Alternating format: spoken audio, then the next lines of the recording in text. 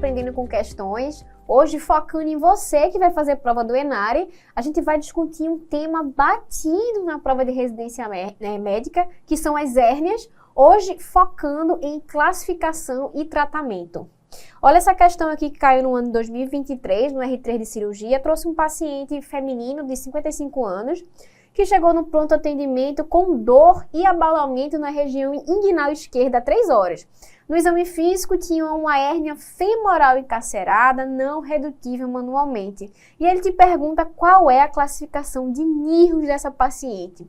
Vamos relembrar, mas antes, vamos falar um pouquinho sobre as hérnias. Na verdade, as hérnias nada mais são do que uma protrusão de algo, de algum órgão, de algum tecido, através das suas paredes, por um orifício natural ou por algum orifício adquirido. Então, é uma protrusão, é uma anunciação de alguma coisa que está saindo de onde não deveria sair, propriamente dito. Até porque a grande maioria das hérnias, elas estão ali na parede abdominal. E essa parede abdominal, ela tem musculatura, ela tem aponeurose, tem fáscias, tem todo um mecanismo justamente para conter essas suas vísceras, para conter esses tecidos. Agora, quando a gente tem alguma perda da integridade, ou porque o paciente já nasceu com alguma coisa, ou ao longo da vida a gente tem alguma perda de integridade desses mecanismos de barreiras, com o aumento da pressão intraabdominal, a gente tem justamente essa protrusão anormal. Quando a pressão ali está muito grande, aquele conteúdo ele tende a sair por algum lugar. E se a gente tem ali uma barreira com músculo, com aponeurose, esse conteúdo ele vai sair por locais em que a gente tem ali menos proteção, em que a gente tem uma camada muscular mais frágil, que a gente não tem camada muscular, que tem só a fáscia. E essas regiões são a região inguinal e a região femoral na grande maioria. Então, as principais hérnias são as hérnias da região inguinal e femoral. Também existem outras áreas de fragilidade que, vez ou outra, a gente tem essa protrusão, essa anunciação de hérnias, como a linha alba, a porção inferior ali daquela linha semilunar e locais de incisões prévias, porque justamente incisou, quebrou aquela barreira, né? E favorece o aparecimento de hérnias.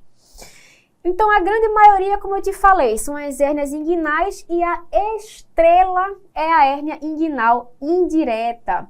A hérnia inguinal indireta, ela é a maior, assim, em incidência. A grande maioria é indireta, em qualquer sexo, em qualquer faixa etária. Não esquece disso. E outra coisa também que às vezes cai em prova é que ela é mais comum à direita.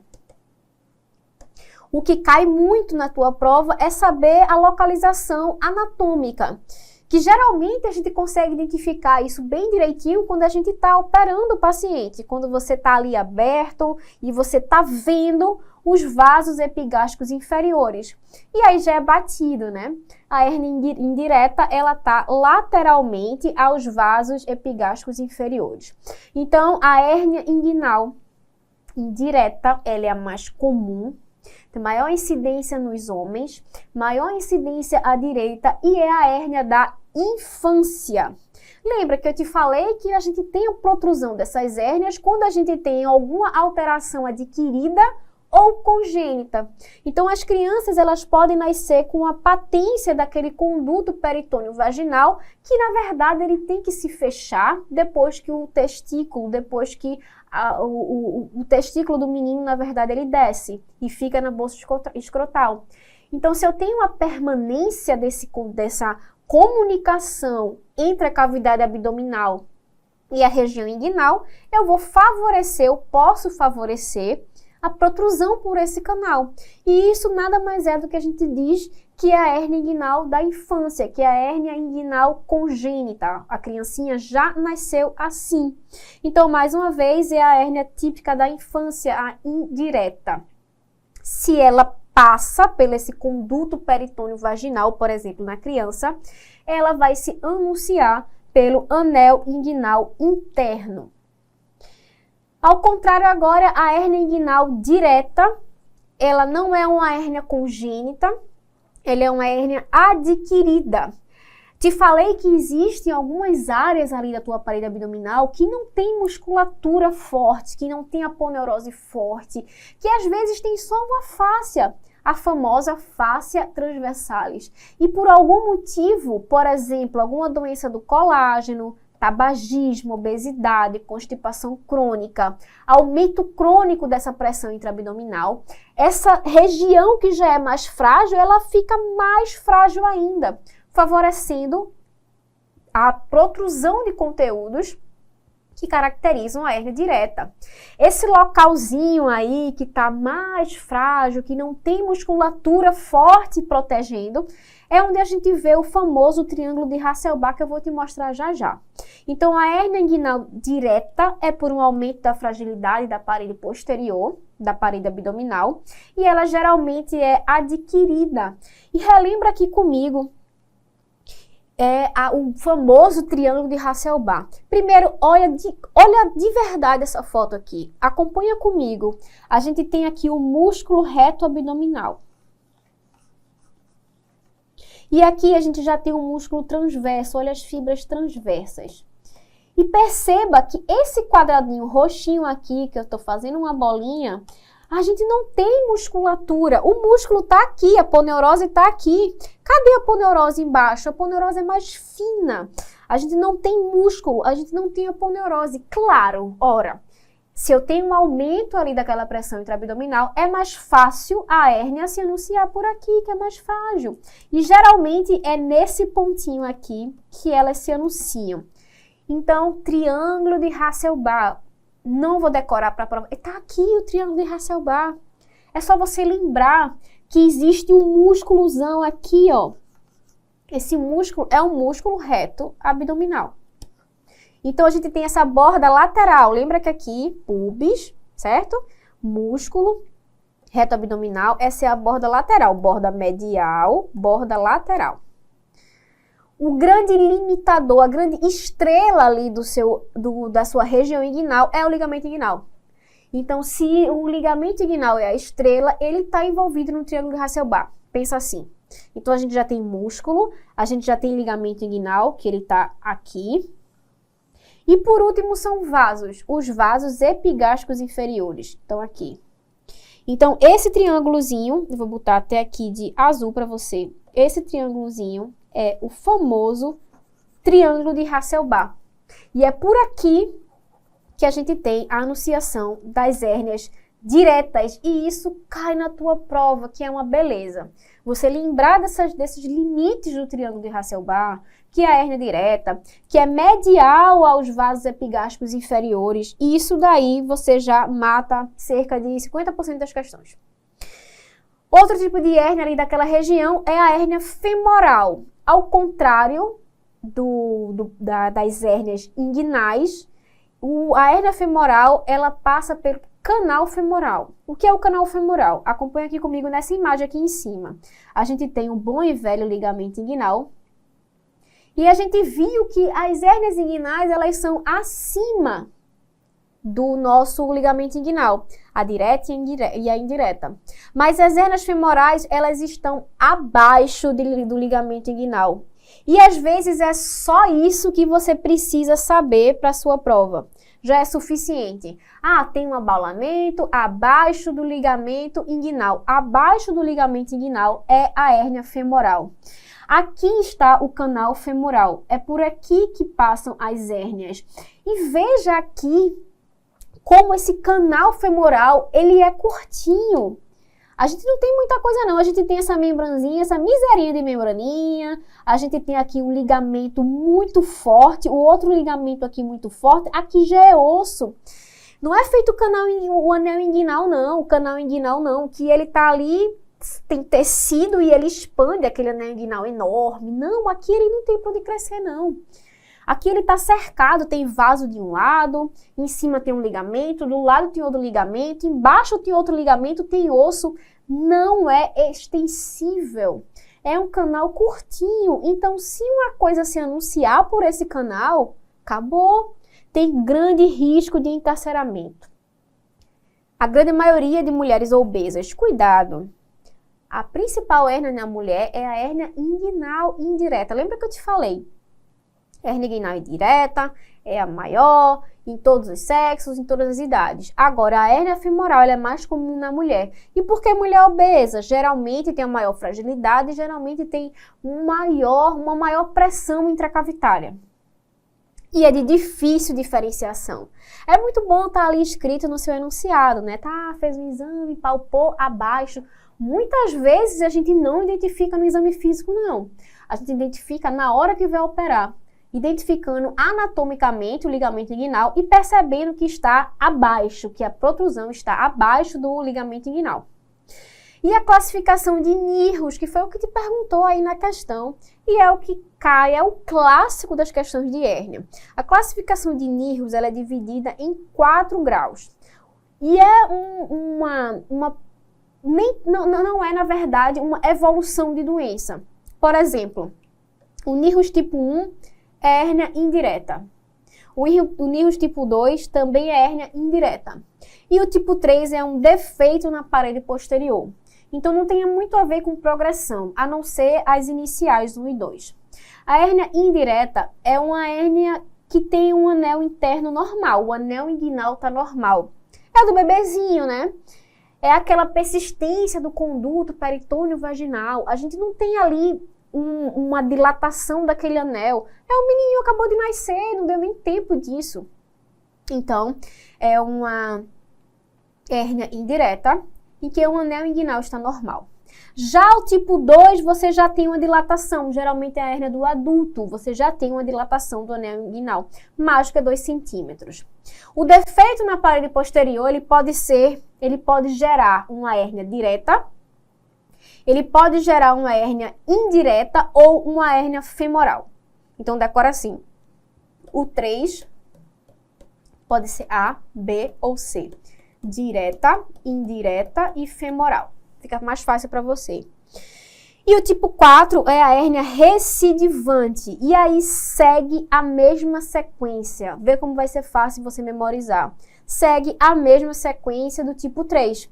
Direta, indireta, femoral. A gente só acrescenta a hérnia mista ou a hérnia combinada. Direta, indireta com femoral. Existe outra classificação que ela é menos cobrada, mas você precisa saber, vai que aparece na tua prova, que é a classificação de Gilbert. A classificação de Gilbert, na verdade, ela tem 7 graus. O primeiro é a indireta com anel inguinal normal, quase igual ali a de Nierus. A segunda é a indireta com dilatado, menos que 2 centímetros. E o terceiro já é dilatado mais do que 2 centímetros. Então, a diferença é que eles tiveram ali uma divisão, uma dilatação, só que menor do que 2 centímetros e maior que 2 centímetros. O tipo 4 é direta, com destruição da parede posterior. O tipo 4 também é direta, só que é recorrente ali no tubérculo púbico. O 6 é combinada, direta e indireta, e o 7 é femoral. Então, precisa decorar, dá uma olhada, conhece, vê as principais diferenças. O que você precisa realmente decorar é a de Nierus. Então, vamos voltar aqui para a questão. Qual é a classificação de Nierus? Ele está te falando que o abaulamento está abaixo da região inguinal e ele já te diz que é uma hérnia femoral. Hérnia femoral é 3C. Lembra que o 3, 3A, 3B, 3C. 3A, direta. 3B, indireta, 3C, femoral. Mas eu não sei como é que trata uma hérnia femoral. Você não precisava. Você só precisava saber da classificação de Nierus. Não é 3B, não é 2, não é 3A, não é 3B. Só sobrou a letra A. E é uma hernioplastia femoral. Nosso gabarito, letra A. Outra questão aqui também que caiu no ENARE 2022, R3 de cirurgia, trazia uma paciente do sexo feminino que tinha uma herniação em região lateral direita, inferiormente ao ligamento inguinal. Quais são o provável tipo de hérnia dessa paciente e a técnica mais tradicionalmente empregada? De novo, abaixo do ligamento inguinal. Você está vendo que ENARE adora a hérnia femoral. Abaixo do ligamento inguinal deve ser uma hérnia femoral. E como é que a gente trata? tratamento de hérnia é cirurgia. Não tem o que fazer, não tem o que inventar. Ah, comprimido, compressão, cinta. Não. Tratamento de hérnia é cirurgia, não existe outro tratamento. Qual é o problema? Por que a gente trata? Porque, na verdade, essa hérnia ela pode evoluir. Ela pode protruir, na verdade, cada vez mais. Pode aumentar a chance de encarcerar, pode aumentar a chance de estrangulamento. Então, a gente opera a hérnia por sintomatologia, primeiro, o paciente que sente dor, o paciente que vai fazer um exercício, tá lá aquela coisa incômoda, e para evitar complicações. Tratamento cirúrgico, tratamento de escolha. Mas nem todo paciente é candidato. Ora, se eu tenho um paciente que não está sentindo nada, eu vou ali fazer o meu crossfit, faço uma LPOzinha, eu sinto um abaulamento, depois passa. Mas eu não sinto nada. Ou o paciente é muito idoso, o paciente tem 90 anos, está lá o vozinho, quietinho lá dele, tem a hernazinha lá que não mexe com ninguém, que não está doendo, não está acontecendo nada, faz cocô bem, não está obstruído. Ou um riscozinho, o sintoma é muito mínimo, ou o paciente tem risco cirúrgico elevado, eu não tenho indicação de operar. Então, o tratamento é cirúrgico, mas a modinha de prova de residência médica atual é justamente você saber contraindicar. É você fazer a espera vigilante. Ora, eu sei que o paciente tem hérnia, mas o paciente não tem sintoma, o sintoma é pouquinho, o paciente não quer operar, o paciente é muito idoso, eu vou ficar de olho. Eu faço a espera vigilante. O paciente está lá, eu não vou operar, mas eu estou de olho. Eu oriento o paciente que qualquer coisa, procure o hospital. E aí eu só vou intervir se tiver alguma alteração. Aumentou o sintoma, começou a ficar ali encarcerada, está piorando alguma coisa, aí eu vou atuar. Lembrando que essa espera vigilante, na verdade, os estudos não são muito específicos para as hérnias femorais, ou seja, tem maior risco de encarceramento, então é mais difícil você ficar ali aguardando para ver no que vai dar. E também não são estudos feitos em mulheres, até porque existe risco dessa hérnia ser hérnia, na verdade, femoral e não inguinal. E lembra que pode cair em prova também que nas gestantes, a gente geralmente posterga a cirurgia para depois do parto, cerca de 4 semanas após o parto. E em relação aos tratamentos específicos, a gente sabe que a gente pode ter uma hérnia redutível, ou seja, a hérniazinha tá lá, tá protruída, mas você consegue reduzir, ela volta para o lugarzinho dela. Geralmente o tratamento é isso. Se é redutível, eu vou reduzir. O paciente chegou para mim ali com aquela hérnia, eu vou reduzir, vou fazer analgesia, se for o caso, vou mudar a posição do paciente. E depois que aquela hérniazinha voltar para o lugar dela, eu faço uma cirurgia eletiva. Se a hérnia está encarcerada, o paciente chegou para mim, eu tô com dor aqui e tal, essa hérnia não está voltando. Eu vou ver se é precoce ou se é prolongado. Se for de menos de 6 a 8 horas, existe pouca chance daquele conteúdo ter algum sofrimento vascular. Então, eu posso tentar fazer a redução manual. Mas se faz muito tempo que aquela hérnia está ali encarcerada, mais de 6 horas, faz 8 horas que aquela hérnia está ali constrita, eu tenho muito mais chance de congestão vascular e de ter alguma complicação, algum sofrimento. E aí a cirurgia de urgência, eu não posso chegar e botar aquilo ali para dentro, porque pode ter alça doente, alça necrosada, por exemplo, e eu botar para dentro. Então, geralmente a gente faz uma ignotomia. Cuidado. Cirurgia de hérnia encarcerada, cirurgia de hérnia eletiva é ignotomia. Agora, se está encarcerada, se eu tenho peritonite, se eu tenho flogose, se tem complicação ali, eu tenho certeza que aquilo está necrosado, eu vou partir para laparotomia, porque muito provavelmente eu vou ter algum grau de segmentectomia daquele intestino. Eu vou precisar ali tirar aquela parte que está necrosada, que está perfurada. E essa é a indicação de laparotomia e não de inotomia. Em relação à técnica cirúrgica, as técnicas anteriores, a clássica, né? A cirurgia de Liechtenstein, que é uma cirurgia livre de tensão, é a padrão ouro, é a que é mais utilizada, a que tem menos recidiva, a que tem menos dor pós-operatória. Na verdade, a gente usa uma tela de polipropileno justamente para não ter tensão. A gente dá ponto ali, começando ali naquela região de pubis, vai dando ponto ali no ligamento inguinal, depois no tendão conjunto. E aí você também pode reconstruir o seu anel inguinal através de um cortezinho que você dá na tela. Então, resolve os problemas. Você pode fazer nas hérnias diretas, nas hérnias indiretas e em algumas hérnias femorais também. Ele só vai mudar o nome. Mas você pode fazer também, nas hérnias femorais, uma abordagem anterior com o uso de tela. As técnicas mais antigas, que já não são tão utilizadas, porque a técnica de Liechtenstein é uma técnica fácil, você consegue tela em qualquer lugar e tem bons resultados, são a técnica de Bassini. Bassini, por exemplo, é uma sutura muscular ao ligamento inguinal. Então, ele pega ali o músculo oblíquo interno, pega ali o músculo transverso, face transversalis e faz uma sutura no ligamento inguinal em 3 camadas. Então, perceba que ele pega uma musculatura e traz ali para aquele ligamento inguinal, para tentar fechar aquela região. Então, veja como tem tensão, né? Aqui, Liechtenstein, a gente bota uma telinha e fica tudo bem. Aqui, a gente traz a musculatura, aumenta a tensão e aumenta a recidiva. Outra técnica também é de shoulder. Esse shoulder, na verdade, é uma técnica mais complexa, porque você faz uma imbricação de musculatura, geralmente em 4 planos de músculo aponeuróticos, tem alta tensão, mas como ela tem essas 4 camadas, ela recidiva menos do que Bassini, mais recidiva também. E o principal é que o paciente tem muita dor por causa dessa alta tensão. Outra técnica cobrada em prova é a técnica de McVeigh. Na verdade, essa técnica de McVeigh é você fazer uma sutura muscular também, só que ao invés de você suturar no ligamento inguinal, você sutura no ligamento de Cooper, que está justamente abaixo do ligamento inguinal.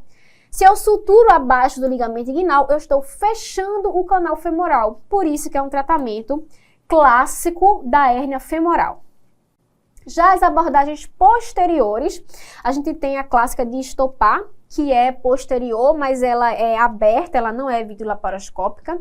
Nada mais é do que você fazer uma incisão grande e infra ali, em região de abdômen inferior. Você faz a incisão grande e você coloca uma telona ali naquela região pré-peritoneal. Por isso que ela é posterior, você coloca a tela ali naquela região pré-peritoneal. E por isso que é bom para você fazer em hérnias bilaterais, porque eu faço a incisão ali mediana, eu consigo pegar os 2 lados da região inguinal. E ela também é boa para hérnia recidivada, por exemplo, porque existe uma máxima que se você faz uma abordagem anterior e ela retorna, a sua próxima abordagem deve ser diferente. Então, por isso que você pode fazer essa abordagem de estopar, já que ela é posterior, nas hérnias recidivadas. E aqui a gente entra nas correções videolaparoscópicas que estão aí crescendo muito. Hoje em dia, a maioria dos cirurgiões utilizam e existem cirurgiões que preferem fazer a técnica videolaparoscópica. E nessa técnica videolaparoscópica a gente tem duas formas, ou extraperitoneal ou intraperitoneal. A técnica extraperitoneal, a gente tem um balão dissecante, você não entra na cavidade, você vai dissecando esse espaço pré-peritoneal. É rápido, no instante você disseca. Como você não penetra a cavidade, você tem menos risco de perfuração, mas você tem um espaçozinho muito limitado. Então, a cirurgia, teoricamente, tecnicamente, mais difícil. Já o TAP, que é a transabdominal, você entra na cavidade, você vê tudo, tem uma visualização maravilhosa. Você vê basicamente aquele orifício miopequitinho de Frouchot todo, você vê toda aquela região. Você vê melhor, tem melhor espaço, mas tem um risco de dano visceral. E lembrando da hérnia inguinal da infância, que falei que é hérnia inguinal indireta, permanência de conduto peritônio vaginal, sempre deve ser operada. Não tem espera vigilante aqui na criança não, porque existe um alto risco de encarceramento e você não quer um bebezinho recém-nascido com hérnia encarcerada. Então, geralmente, você opera ali nas primeiras semanas de vida, 2 a 3 semanas de vida, ou se o paciente teve alta e você identificou depois, é bom operar ali perto dos 3 meses de vida, mas tem que operar. Quando cair na sua prova criancinha com hérnia inguinal, saiba que é para operar. Cuidado. Tô dizendo que é de urgência não, tá? Chegou o bebezinho, vamos ter... Não, é eletiva. É a indicação de cirurgia, mas é eletiva. A hérnia inguinal da criança geralmente é associada a prematuro e em alguns casos podem ser bilaterais. Por isso que antigamente se explorava, tem de um lado, já explora o outro para ver se tem alguma coisa. Hoje em dia é controverso, hoje em dia depende do sexo, depende do cirurgião, depende do protocolo do serviço. E a técnica utilizada tradicionalmente é a técnica de Marcy. Então vamos voltar aqui, ele te pergunta sobre essa hérnia em região lateral inferiormente ao ligamento inguinal. Qual é a correção da técnica, qual é a técnica cirúrgica tradicional para a hérnia femoral? Não é hérnia inguinal indireta, tá abaixo do ligamento inguinal. Não é hérnia inguinal indireta e não é hérnia inguinal direta. A letra B fala de hérnia femoral, mas fala da técnica de Shouldice. Shouldice faz sutura de músculo no ligamento inguinal. Não faz abaixo, não pega canal femoral. Então, nosso gabarito é a letra D, porque é a técnica de McVeigh, que sutura a margem da aponeurose no ligamento de Cooper, e assim ele fecha o canal inguinal. Gabarito letra B. E outra questão aqui no paciente jovem, 22 anos, há 1 semana com abalamento doloroso na região inguinal esquerda, mas é redutível. Foi feito um ultrassom na unidade de saúde que tinha uma hérnia inguinal esquerda direta com falha da aponeurose. Qual é a classificação de NIRUS? NIRUS 1 é indireta, NIRUS 2 é indireta, NIRUS 3A é hérnia direta. Então, olha a letra E, não é 3C. Letra D, não é essa daqui, que nem existe. Essa aqui é recidivada. Não é a letra C, não é 3B, não é tipo 2, é 3A. Ora, você só precisava conhecer a classificação de NIRUS. E aqui, qual é a melhor conduta para o paciente? Aqui ele coloca a hernioplastia laparoscópica, não é para brigar com a questão. Tinha que ser Liechtenstein. Liechtenstein não está nem aqui, na verdade. Ele só coloca aqui uma tela. Mas olha, como te falei, a questão é bem recente. E, na verdade, a gente já tem cirurgiões que preferem de primeira já fazer a hernioplastia laparoscópica. Não briga com questão em relação a isso. Se a resposta for por vídeo, é porque o cirurgião vai optar a fazer por vídeo e não está errado. E assim a gente fecha a nossa conversa sobre classificação e tratamento das hérnias.